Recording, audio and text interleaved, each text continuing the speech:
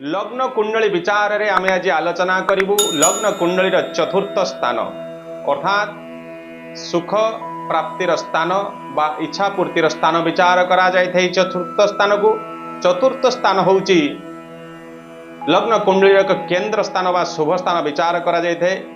जदि से चतुर्थ स्थान रे रवि अवस्थान करूछंती से जातक को ऋणी एवं प्रवासी करई थांती अर्थात विदेश रे से सदा सर्वदा वास करिता एवं ऋण द्वारा परेशानी रहिता जीवन रे।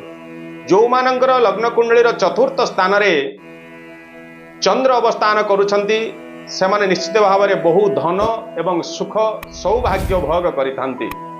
चतुर्थ स्थान रे मंगल अवस्थान करुतिले सेही जातक विदेश रे वास करिथाए प्रवासी होइथाए एवं निजर ऋण करी विभिन्न प्रकार समस्या रे प्राप्त करिथाए ऋणी होइथाए सदा सर्वदा।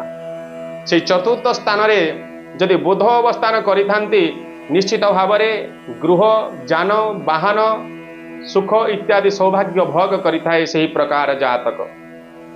लग्न कुंडली चतुर्थ स्थान रे जदि बृहस्पति अवस्थान करिछंती निश्चित भाव में बहु शास्त्र रे ज्ञाता पंडित एवं मान धन जस गृह भूमि इत्यादि भोग करिबा पई एमाने सक्षम होइथांती।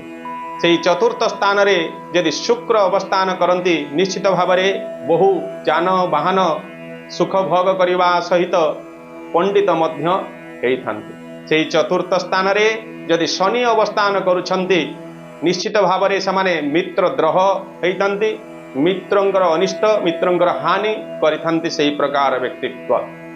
यदि से लग्न कुंडली चतुर्थ स्थान रे राहु बा केतु अवस्थान करुछंती निश्चित भाव में से माने जीवन काल भितर संदेह सब बेले बंची थांती डाउट मन भितर सब रहता है मन अशुद्ध रही है एवं ऋण भार रे समय परेशानी रही थांती एवं प्रवासी होइथांती निज घरे केबे शांति रही पारंती विदेश रे बाहर ही से जीवन कटई थांती।